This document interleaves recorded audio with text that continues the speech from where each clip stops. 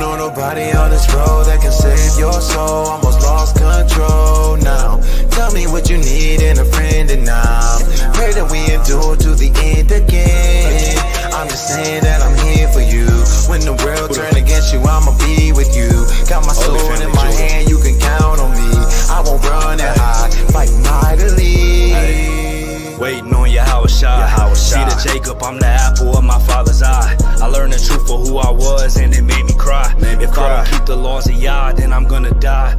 Living curses, but I'm edifying in my verses. Prepare the hearses for the heathens who'll be steady learning. Call out Yahweh Shema Mashiach, Bom like Yahushai, for another blessed, mighty day.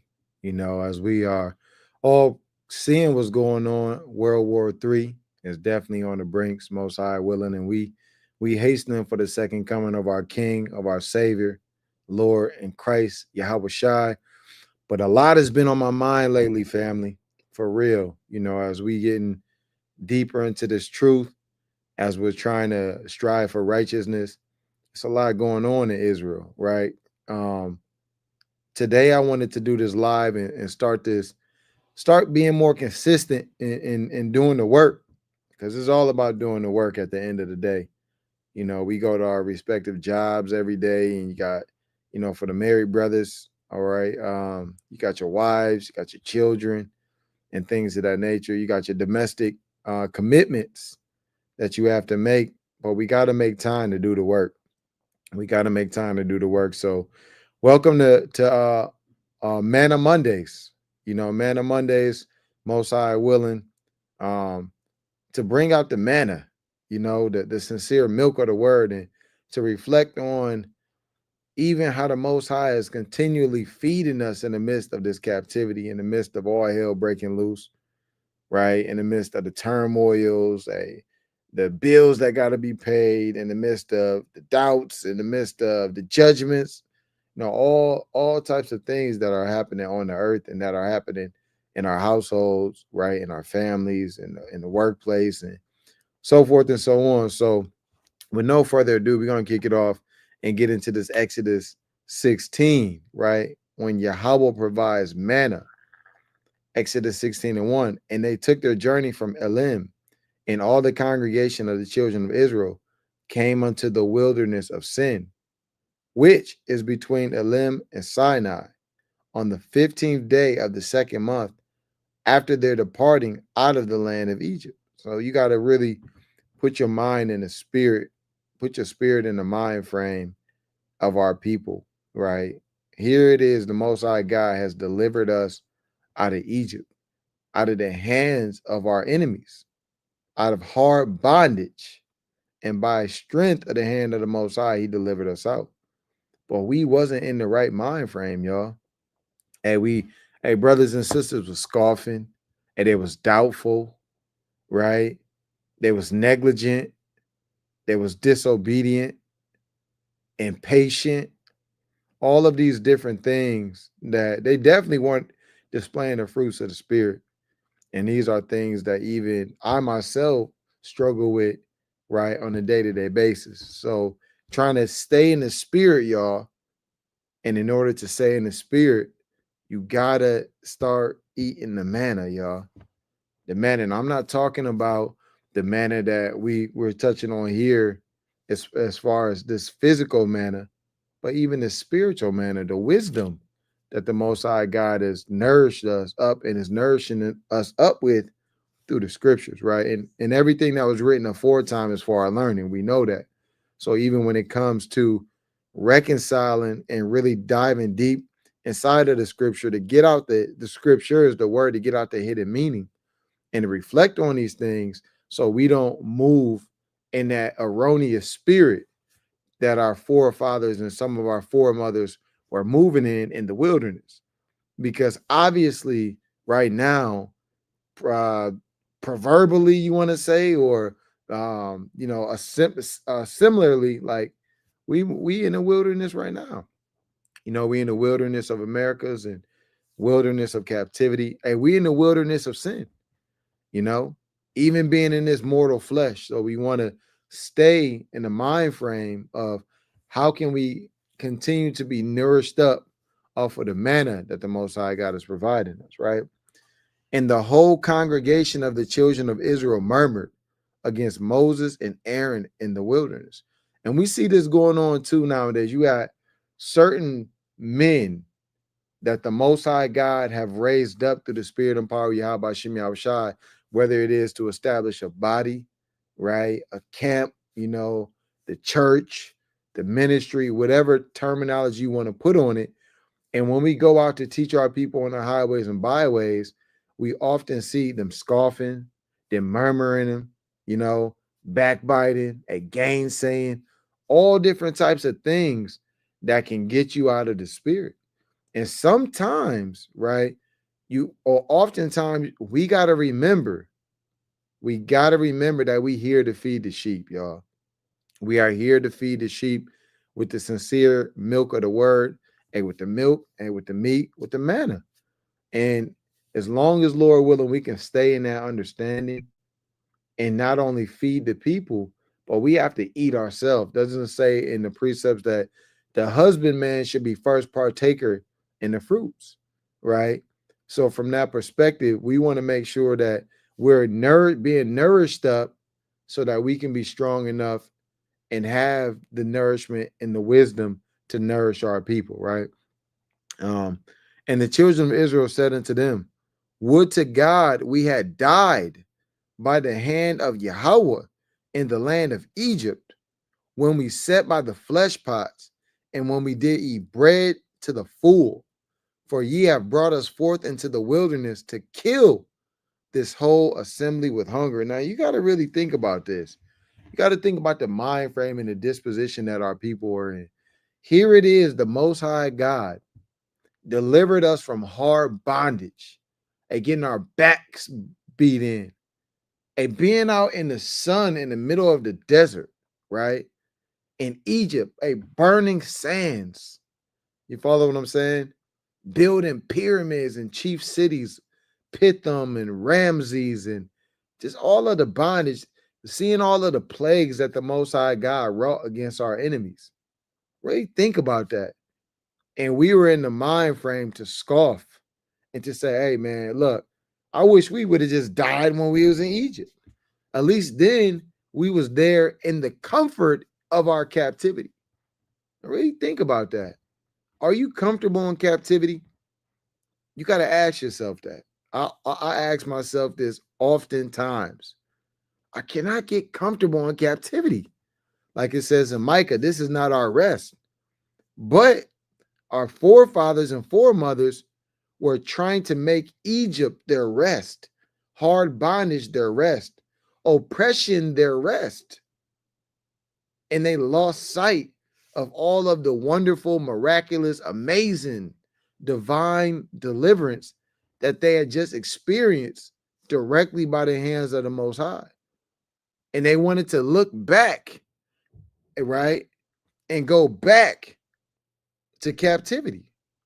And we got to make sure we're not in that mind frame today. When the Most High delivers you from whatever it may be, whether it's drug addictions, it could be over sexualization in the society, it could be fornication. And a lot of brothers and sisters addicted to pornography, right? Maybe it's you're addicted to the hustle, you're addicted to the streets, and you're addicted to whatever that addiction may be, whatever that stronghold may be. When the Most High God brings you out of that place, you cannot be in the mind frame and a spear jump on you where you like it says in the book of Ecclesiastes, it says, it's a wicked and not a wise thing to say, why were the former days, to wish for the former days, to say that the former days were better than the days that are now. When the Most High God delivers you, you don't want to be in the mind frame of turning back, right? See what happened to Lot's wife. She turned back. She missed all of the wickedness that was going on in Sodom and Gomorrah. And the Most High God said, don't look back, right? And she was turned into a pillar of salt. Reading on. Then said Yahweh unto Moses, behold, I will rain bread from heaven for you, and the people shall go out and gather a certain rate every day, that I may prove them whether they will walk in my law or no. Now, when the Most High God says prove, let's go into this word prove real quick, right? Let's go into this word prove. Because a lot of people read this and they get it twisted like the Most High did not know what was going to happen, right? Look, prove is a verb, nasa, right? Nasa or nasa. It says, prove, matter. Look, to test, to try, to prove, to tempt, to assay, to put to the proof or test. So the Most High God wasn't saying that he did not know what the outcome of it was going to be. The test was more for the children of Israel, for them to be tested to see are they going to follow the ways of the Most High God. The test is not for, you got to think about this. When you take a test in school or in any type of, whether it's an educational facility, whether you taking a test in the sense of, a professional test, right? The test is never for the person giving the test. Whoever is administrating the test, right? They already know the answers to the test. Who's ever administering the test, the passing of the test is not for them, right? If you let's say that you in school, let's say you in nursing school or something, right? Just as an example, and you have a test that you have to take. Whether you pass or fail that test, right, has no bearing on the person who's administering the test, the governing body who's giving the test. Your ability or the outcome of you passing that test is solely for your benefit, right? If you don't pass this professional test, what happens? You don't get the certifications, you don't get the accreditations, so you can't get hired or whatever it may be. Same thing like in school. If you have a certain test and you got the teacher already knows the answers, right? She's administering the test for your benefit. So when we think about when the Most High God said that he wanted to prove or to test, it is to show the diligence or lack thereof of the Israelites. It's not that the Most High God didn't already know the answers or the outcome of that particular test. I hope that makes sense. Bashim Mashiach Mom like Yahushai. So moving on, right? You got to be in the mind frame of the Most High God had already freed us from Egypt. That's number one. We saw the plagues, all right? Firsthand, our ancestors saw the plagues. After that, once we were delivered, here we are in the wilderness scoffing and saying, hey, I wish we could kind of go back to Egypt. Hey, we had it better there, Yahweh. You brought us out to this wilderness to kill us. And the Most High God still showing so much love and compassion, though, that the Most High God showed to his people and said, look, I'm about to do another miracle for you. In the midst of you scoffing, in the midst of you trying to make captivity your rest, when I've already freed you from that captivity, when I've already freed you from those strongholds, when I've already freed you from oppression in a miraculous way, here you are still complaining, right?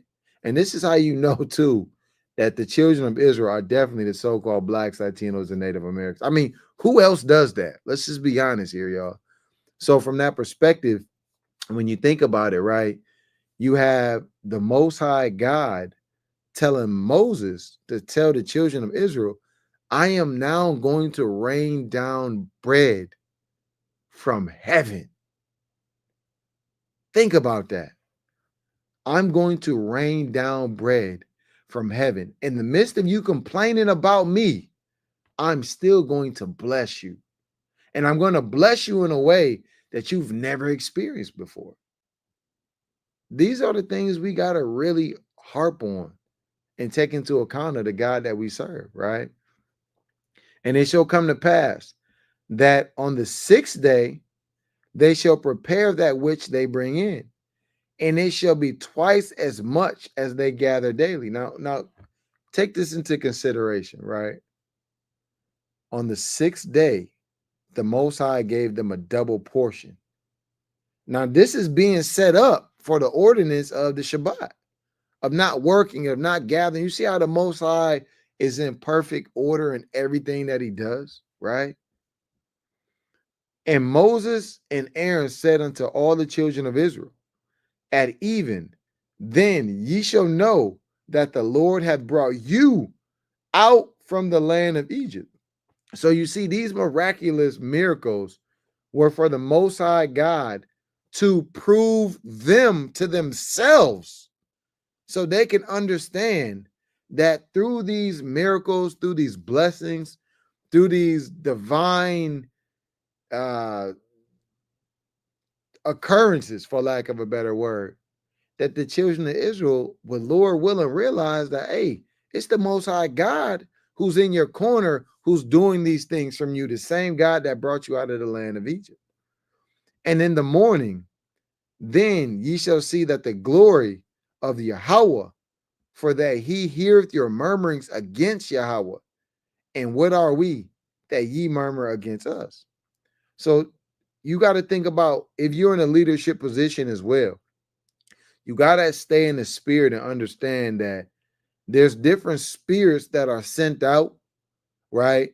That may try to cause chaos, that may try to cause dissension, that may try to cause uprisings, that may try to cause division, separation, confusion, and the likes within your body, right? Within your organization.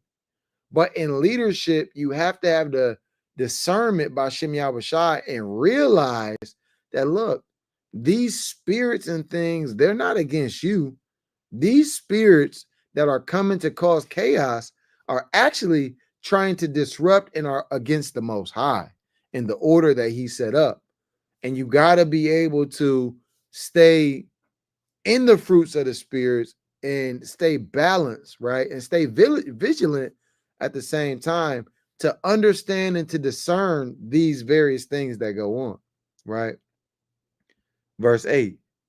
And Moses said, this shall be when the Lord shall give you in the evening flesh to eat, and in the morning bread to the full, for that the Lord Yahweh heareth your murmurings, which ye murmur against him. And what are we? Your murmurings are not against us, but against Yahweh. And Moses spake unto Aaron, say unto all the congregation of the children of Israel, come near before Yahweh, for he hath heard your murmurings. And it came to pass, as Aaron spake unto the whole congregation of the children of Israel, that they looked towards the wilderness, and behold, the glory of Yahweh appeared in the cloud. And we led to believe this is going into the chariot, right? And Yahweh spake unto Moses, saying, I have heard the murmurings of the children of Israel. Let's get this real quick, because a lot of you brothers and sisters still be murmuring to this day against the Most High God, saying, hey, well, you know, if we're the Israelites, if you what they say, if God is real, oh, why does he have this so-called black man getting killed in the streets? Where's your God that you pray to, and all these sorts of things? That's murmuring against the Most High God, not taking accountability of your actions and the things that we've done that cause these judgments upon us, not taking into consideration that the Most High God still to this day has left a remnant, not taking into consideration that the Most High God could have just killed us all, right?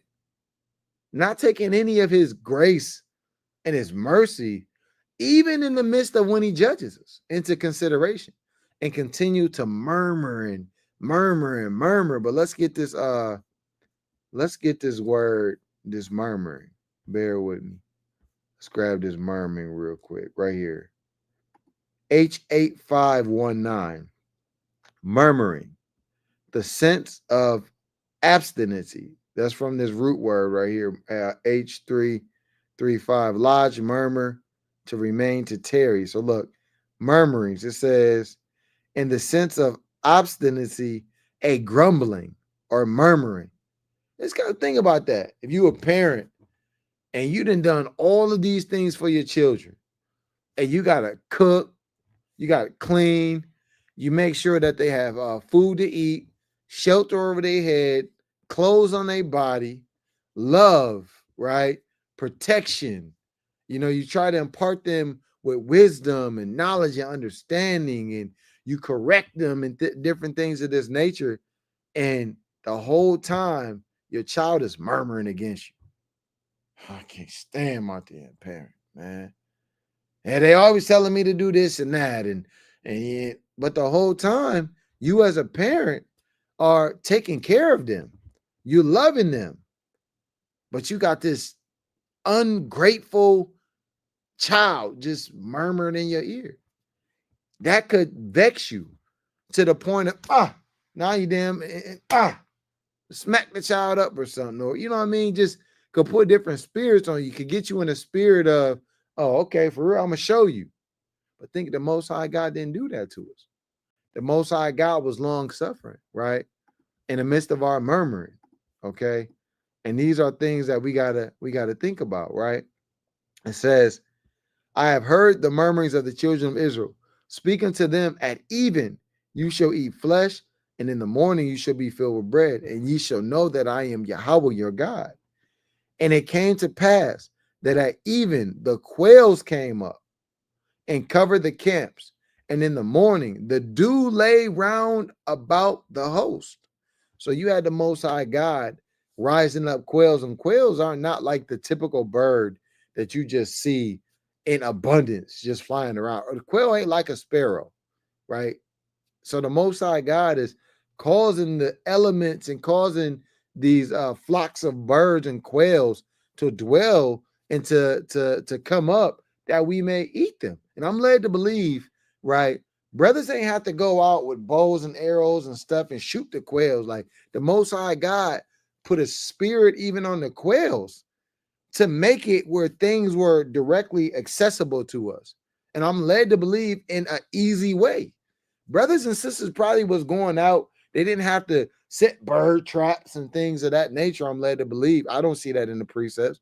The Most High God provided an abundance, all while in the midst of us not trusting him, in the midst of us backbiting and scoffing against him, and murmuring and groanings, and it says grumblings, right? All of these things in a terrible disposition of mind against our creator. But how did he respond? And when the dew that lay was gone up, behold, upon the face of the wilderness, there lay a small round thing, as small as the hoarfrost on the ground, right? I want to get this real quick. Hoarfrost. Let's see some images. Look, as small as the hoarfrost on the ground. Look at this. This is like a hoarfrost. See how that's small and fine, right? Let me get a couple other pictures. See this? Look. See how it's small, look like seeds, small as the hoarfrost. This in itself is magnificent. Can't you know? Esau tried to get into it with their science and their explanations and I think they call it like ecology and I think ecology, the study of Earth. Is that ecology? Hold on one second. Ecology definition: a branch of biology that deals with the relation of organisms to one another in their physical surroundings. In their physical surroundings. So this will be a part of ecology. The physical surrounding of these organisms. Look at this. This is hoarfrost. Man, look at that, man. Imagine waking up, right? And when you wake up and when you lay down and when you go to sleep, you got hoarfrost. It says a grayish white crystalline deposit of frozen water vapor formed in clear, still weather on vegetation, fences, etc. So a crystalline structure, water vapor, right? It says, and when the dew that was going up, so you got to understand, dew goes into a type of water, right? So let's prove that. What is dew? Dew, look, is the water condensation that forms on cool surfaces, usually at night, when the air temperature drops to the dew point, causing water vapor in the air to condense into liquid droplets. It's a common sight on grass, leaves, and other objects exposed to the night sky, especially during clear, calm nights. Now, peep this. Dew is the water condensation that forms on cool surfaces, usually during the night when the air temperature drops to the dew point, right? What is the dew point temperature? Let's see. Says, and it's probably different in different places. The dew point, often called the dew point temperature, is a temperature at which air becomes saturated with moisture at a given pressure, resulting in condensation or dew formation. So when you really think about this, there's a lot of things, a lot of the elements that the Most High God was controlling to even make dew, right? It's even to make dew, right? Even to make dew. And when the dew that lay was going up, behold, upon the face of the wilderness, there lay a small round thing, as small as the hoar frost on the ground. And when the children of Israel saw it, they said one to another, it is manna, for they wist not what it was. And Moses said unto them, this is the bread which Yahweh hath given you to eat. Now, peep this. Here they are, right? Complaining. And the Most High murmuring, right? The Most High God, bam, fed them with abundance of quail in the day. Bam. At night, what did he do? He had the hoarfrost to do, right? And boom, giving them manna, the bread of the Lord, which the Lord have given you to eat. And let's get into this manna, right? You got to think they ain't even know what it was. So they called it manna, right? What is it? Look, it says they called it, when the children of Israel, they say one to another, it is manna. H4478, right? Manna, right? Manna, the bread from heaven that fed the Israelites for 40 years of wilderness wanderings. Means, what is it? Manna literally means, what is it, right? So they didn't even know what it was. So they say, hey, it's manna, right? Basically means, what is it? So for 40 years, the Most High God fed the children of Israel, right? And the children of Israel did so and gathered some more or some less. Aslakia. It says, right here, verse 16. This is the thing which the Lord Yahweh hath commanded. Slakia. Gather of it every man according to his eating, an omer for every man, according to the number of your persons. Take ye every man for them which are in his tent. So not only did the Most High God provide it, right? And you got to think about this. Dew, normally being that water vapor or even that hoarfrost, it melts. So the Most High God, I'm led to believe, manipulated the elements in such a way where they could gather it. I don't know if you ever try to, brothers and sisters, ever try to gather like frost. As soon as it hits with your hand, with your body temperature, it melts. Normally, you follow what I'm saying? Or even think about snow. When you grab it, your body, I think it's at 98.6 degrees, it's going to melt that dew. So the Most High God even manipulated, and I don't even like to use the word manipulated, designed the elements and fashioned them in such a way that the manna didn't even melt. You follow? We could literally gather it up. And I mean, that's remarkable in itself. When you really break down and think about the love, the patience, the ultimate overstanding that the Most High God has in his plans and how he moves, it's miraculous, And the children of Israel did so and gathered some more, some less, because it was all depending on the number of your persons. And when they did meet it with an omer, he that gathered much had nothing over, and he that gathered little had no lack. They gathered every man according to his eating. Basically, here they are complaining about saying that they were eating to their full in Egypt, and they wish that they had just died by the flesh pots and so forth and so on. But the Most High God blessed them and gave them so much manna that it was in abundance for them to eat. Nobody was hungry, right? And Moses said, let no man leave off till the morning. Notwithstanding, they hearkened not unto Moses, but some of them left unto the morning, and it bred worms and stank, and Moses was wroth with them. Now, this even goes into being able to take instructions, being able to manage the portion, and um being, what's the word I'm looking for? Being content with the portion in which the Most High God has allotted to you, right? You know, it's a precept, I believe it's in the book of Sirach, that says whether a man is rich or poor, as long as he has a good heart towards the Most High God, that all things, paraphrasing, would be would be good for him, right? And then there's another precept that comes to mind. I believe it says, that feed me food convenient for me, right? And make me not rich or make me not poor, but feed me food convenient unto me. So all of these things we got to really think about when the Most High God not only blessed us with manna in the wilderness, he also gave us that spirit where, I mean, we also should have been in the spirit where we should have kept the charge that he said, hey man, look, I'm giving you the manna to your full, but eat it all, right? Eat. And that's why he that's why he commanded for us to just get as much as we needed to our eating. But Jake, always sometimes got to get that, I say always sometimes, most of the time, Salakia, get that overzealous, that what is it called, that glutton spirit, right? You want more than you need, you know what I'm saying? And sometimes I fall victim to that, you know what I mean? Just wanting these things. You got to check yourself. You got to examine and check yourself on these things, right? And they gathered it every morning, every man according to his eating, Slaki. And when the sun waxed hot, it melted. All right. And when the sun waxed hot, it melted. So this is what we see in terms of what manna is.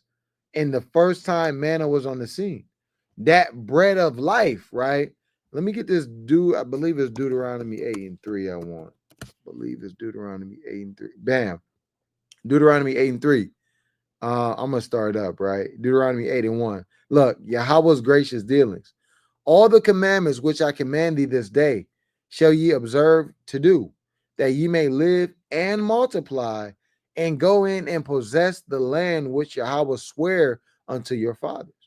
And thou shalt remember all the ways which Yahweh thy God led thee these 40 years in the wilderness, to humble thee and to prove thee, to know what was in thy heart, which is in thy mind, whether thou would keepest the commandments or no. And he humbled thee and suffered thee to hunger and fed thee with manna. So you got to really peep that. Like, whether you and the Most High God has you in a position of abundance, right? Whether he has you in a position of need. And I want to get this quick precept right quick, right? Because even in terms of our beloved brother Paul, when he said that I know what it's like to have more than I need, I know what it's like to have not enough, right? Let me get this quick precept really quick, right? Whether you be abound or abased, he said, I've been that's Philippians 4:12. I'm looking for. Let me get this real quick. All right, Philippians 4:12, right? Bam. I know both how to be abased and I know how to abound. Everywhere and in all things, I'm instructed both to be full and to be hungry, both to abound and to suffer need. I can do all things through a Mashiach Yahushai, which strengthens me, right? Now, the reason why this precept comes to mind is because the Most High God works in such a way where he may bless you with abundance. He may bless you with just what you need. He may bless you with hunger. Now, I know sometimes that may be hard to understand. Like, okay, Nehemiah, what do you mean the Most High God is going to bless me with hunger? Because everything is a part of his perfect will, and everything has a season, and everything is for its appointed time. So just how we see, it says, and suffered thee to hunger and fed thee with manna. Do you really think that the children of Israel would have appreciated, even to the lack thereof, that the small level that they appreciated the manna? Do you think that they would have appreciated it if they were already full? Really think about that. Sometimes the Most High God knows the spirit that He gave you, right? Didn't He say in Jeremiah, "I know thee before I formed thee in the womb," right? I ordained thee. Doesn't the Most High God know us, right? Don't we read in the book of Wisdom of Solomon how we were compacted for 10 months in bloods, and the Most High God, put every bone and sinew and every hair on your body is accounted for by the Most High God? So do you not think the Most High God knows what your level is, right? The Most High God knows what's going to make you go off. He knows what is going to be too much for you to handle. He knows what you can handle. So sometimes, back to the point when He said, and suffered thee to hunger and fed thee with manna, which thou knowest not, neither did thy fathers know, that He might make thee know that man doth not live by bread only, but by every word that proceeded out of the mouth of Yahweh doth man live. Now, when I was reflecting on this a little bit earlier, it kind of hit me in a way through the spirit, and probably Yahweh Shem Shai. I never really peeped it before. It's like, when we read Matthew 4:4, first of all, when Yahweh Shai is quoting this, right? Because Yahweh Shai quotes this Deuteronomy 8:3 and Matthew 4:4. And when you really reflect and bring it back to this Deuteronomy, it's saying that, all right, man doesn't live off bread alone, but by every word that proceeded out of the mouth of Yahweh. And in that, the mouth of Yahweh has spoken that He wouldn't leave or forsaken the children of Israel. So if they had just trusted on His word that He wasn't going to leave them or forsake them, they would have already known that He was going to provide them with the physical bread or the physical things in which they needed. If y'all understand that, right? And then not understand it is in a sense that you can't understand it, but in a sense of Lord willing, I stated it in a way which was digestible, right? No pun intended. But that's really key when we think about it, and even showing how manna is so important, because manna was even a foreshadowing of Yahweh Shai, right? I want to get this Matthew 4:4, and I want to get that John too. Bear with me, since I called it. Bam. Salakia. Bam. Look, but He answered and said, it is written, man shall not live by bread alone, but by every word that proceeded out of the mouth of Yahweh, right? And let me get this, is that John 6:35. And we're going to go to like 50, right? John 6:35. And Yahweh Shai said unto them, I am the bread of life. He that cometh to me shall never hunger, and he that believeth on me shall never thirst. Now, peep this. When our forefathers and foremothers were in the wilderness, they were hungry, they were thirsty, but the Most High God, right, didn't let them go without the things in which they needed. Yahweh Shai is that bread of life. No matter what we going through as Israelites, we got to keep the faith and we got to keep the works, right? That's a part of the hidden manna, y'all. Salakia. It's not just a physical thing, right? We know that just how we received the manna, the hidden manna that we have never seen before, right? We have never seen that miracle before, is the same likewise that the Most High God sent us Yahweh Shai, which if you got the spirit to receive it, it's the manna from heaven, the bread of heaven that we had never seen before. Never seen nobody die for our sins and be risen up, right? Never seen nobody keep the law blamelessly, perfectly, without sinning, right? All of these things All right. Yahweh Shai has done by the Most High God's will. So even when we get into this Manna Mondays, right, we want to bring out lessons and things that are going to be edifying and that are Most High willing going to equip you with that nourishment that you need to make it through the week, man, to make it through the day. Because it be hard out here, y'all. It be hard, man. You know, in his truth and in his walk, it's not easy, right? Now, the Most High can make it easy. He can raise up your spirit and put it in a frame of mind where certain things don't affect you, right? But we all know that we in this flesh, and Lord willing, you know, we commanded to die daily in the flesh, right? So once again, this series is to Most High willing provide you with that manna, right? Whether it be increasing your faith, increasing your works, increasing your understanding, increasing your patience, right? Increasing your long suffering, increasing your diligence, increasing your reading, whatever it is, you know, breaking down strongholds. We're going to get in the word and we're going to use this manna, right? The word in order to chop these things down, right? Reading on. John 6:37. All that the Father giveth me shall come to me, and him that cometh to me, I will in no wise cast out. And this is what our forefathers didn't understand. Well, I'm not going to say all of them. A lot of them who were scoffing and grumbling in the wilderness is that when the Most High God sets something in action, right, his word will never come back void, right? So we got to reflect on a part of the manna is also reflecting on the promises.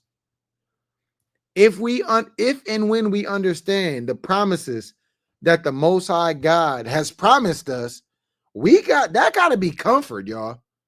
That has to be comfort because we know, okay, although we don't know explicitly with every promise when it will come to fulfillment, right?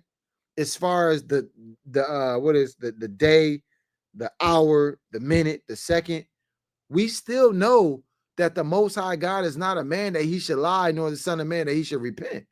So those things are going to come to pass. We just got to be patient and we just got to wait on the Most High.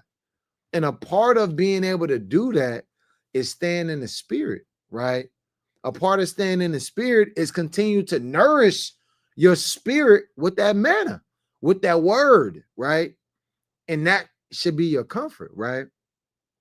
And this is the Father's will, which has sent me, that that of all which he hath given me, I should lose nothing, but should raise it up again in the last day. Right now, I'm going to jump down to verse. I think I want 50. Is it verse 50? Bam.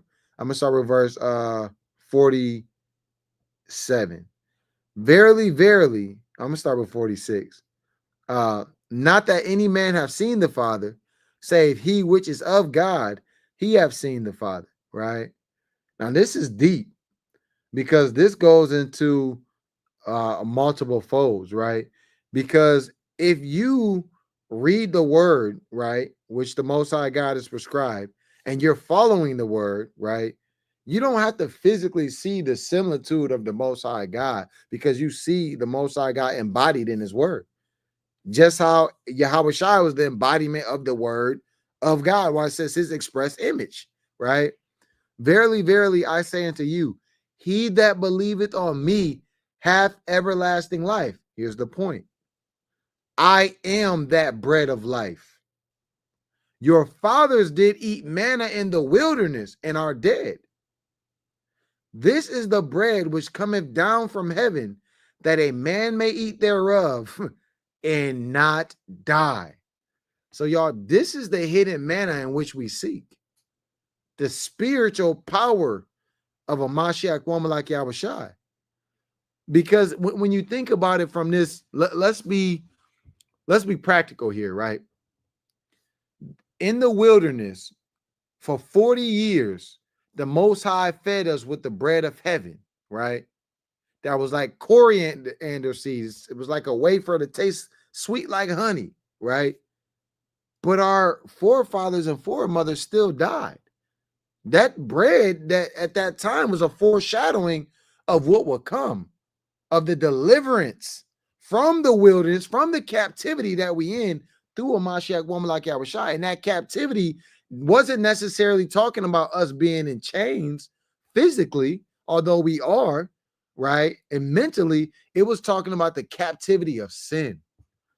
Us being able through the bread of life, through a Mashiach woman like Yahushua and his sacrifice, be able to be freed from that bondage and that transgression of sin, and to have access through being grafted back in, right, to the Most High God as an Israelite, from a nigga to an Israelite, right? They say from Hebrews to Negroes, but from a nigga to an Israelite, from a spick to an Israelite, and receiving that manna, that bread of life, a Mashiach woman like Yahushua, that will give us eternal life. So these are the hidden manna that we got to focus on. And this is why too, man, it really, it used to irritate the hell out of my spirit and my soul, and it still does, right, to an extent, but it more just brings me sorrow, man, when I hear so much of our brothers and sisters on some Old Testament only doctrine. Like, not even realizing you got Deuteronomy 18 and 18, you got Isaiah 53, you got so forth and so on, right? Of prophecies about Hamashiach Yahushua.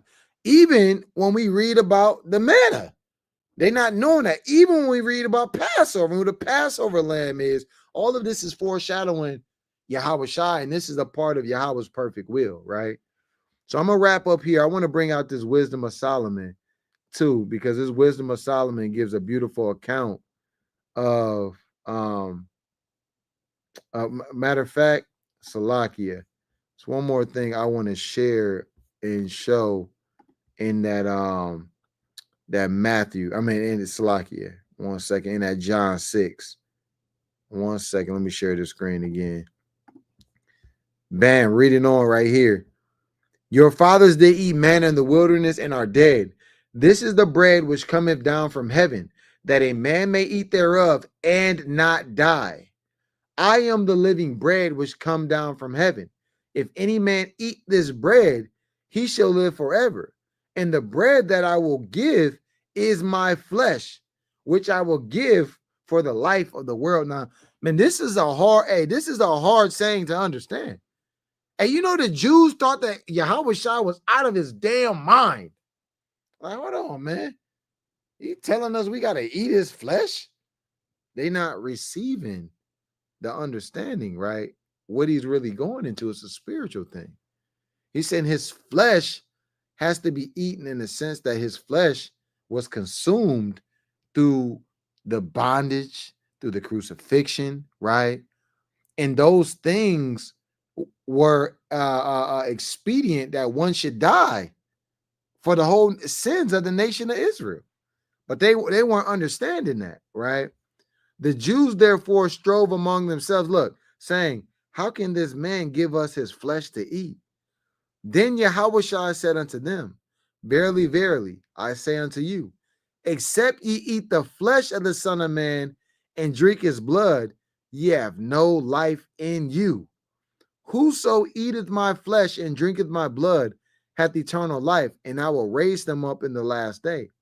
For my flesh is meat indeed, and my blood is drink indeed. He that eateth my flesh and drinketh my blood dwelleth in me, and I am him. As the living Father hath sent me, and I live by the Father, so he that eateth me, even he shall live by me. This is that bread which came down from heaven, not as your fathers did eat manna and are dead. He that eateth of this bread shall live forever. And you got to understand, you eat the bread of Yahushua when you eat the doctrine, when you accept the words, when you accept the I believe, what is that, John, when you accept the testimony that the Father gave of his Son, when you walking through the spirit and power of Yahweh Hashem Yahushai, right? When you're using Yahweh Shai as that example, right? This is how you eat the flesh of Yahweh Shai. This is how you drink his blood. Just like even a similar to the Last Supper, to which we know was Passover, right? Which a lot of Christian churches now, on every first Sunday, they want you in there with them nasty little wafers and that damn wicked grape juice, drinking communion. We know that's not biblical the way they do that, right? That was the Passover, okay? And all of that is a similitude, right, of Hamashiach, woman like Yahushai, and walking through the spirit and accepting the doctrine, right? Believing on Yahushai, having that faith paired with those works, right? All of this is a part of that hidden manna, right? Now I said I'll wrap up. So let me get this wisdom of Solomon through the spirit. And wisdom of Solomon, man, it's a lot of hidden manna in wisdom of Solomon, right? It's a lot of hidden manna in wisdom of Solomon, right? And we're gonna go wisdom of Solomon, the 16th chapter. I'm gonna start with verse 19. I'm gonna start with verse 20. My bad. Wisdom of Solomon is chapter 16, verse 20. Instead whereof thou feddest thy own people with angels' food, and did send them from heaven bread prepared without their labor, able to content every man's delight and agreeing to every taste. Now, peep this, man. Like that's another thing you got to understand. A part of us leaving Egypt and through the Passover and the Feast of Unleavened Bread, right? We did not have enough time for the dough to be leavened to rise. It's not an easy thing to bake bread. Like, really think about it. My wife a chef. Like, I can't throw down in the kitchen, you know, I can't lie. But like I've seen her like making bread. Unleavened bread is cool. You know, it's a lot easier, in my opinion, to make. But to leaven bread with yeast and rising and put the dough and the kneaded, that's not just a simple process, right? And even in the ancient days, they had I forget what it was called, but it was a like almost like a device, the baking device that would expedite or speed up the yeast process of the bread rising, right? And that's why when we left Egypt, we didn't have enough time for the bread to rise, right? So why I go that direction is because when you think about the fact that it says did send them from heaven bread prepared without their labor, and they didn't have to work for this bread. Here we are in the wilderness, right? As sojourners and pilgrim on a pilgrimage, and we ain't even have to work for the bread, bruh. And we was complaining, right? For thy substance declared thy sweetness unto thy children, and serving to the appetite of the eater, tempered itself to every man's liking. And now, what type of bread is that even today? A similitude is the word, man, the precepts. This is the hidden manna. It's different precepts, right? That may hit different for different people. You might read this one precept and get this out of it. No private interpretation. We're not saying in that aspect, but you might read a certain precept that may comfort you in a different way for a different reason than the next brother or sister. You may read a precept that may help your understanding with this precept over here and this precept over here in a different way than somebody else may connect those precepts. Not having a private interpretation, but building the foundation and connecting the picture with the correct understanding by Shema Mashiach, woman like Yahushai. So when you think about, once again, Yahushai being that hidden manna, being that bread of life, that bread that came down from heaven, right? And when you think about Exodus 16, when you think about John 8, right? When you think about this wisdom of Solomon 16:20, and I want to get also to real quick. I want to get that what was that? I had it in my notes. The that Revelations 2:17. That's what I want. That Revelations 2 and 17. Peep. He that hath an ear, let him hear what the Spirit saith unto the churches. To him that overcometh will I give to eat of the hidden manna, and will give him a white stone, and in the stone a new name written, which no man knoweth, saving he that receiveth it. And this is what we want, man. We want, family, that hidden manna. And this is what we're striving for, that hidden manna. So with that, I want to give all praises, glory, honor, and diligence and thanks, right, to our Heavenly Father, the Ancient of Days, the Most High God, Yahweh. And we do so by Shema Mashiach, woman like Yahushai, in the name of his only begotten son, Yahushai. I'm Brother Nehemiah of Only for Israel Camp. And most high willing, I see y'all next Monday at about 10 o'clock, about 9:30 p.m. for Manna Mondays. Most high willing. Kwam Yashala.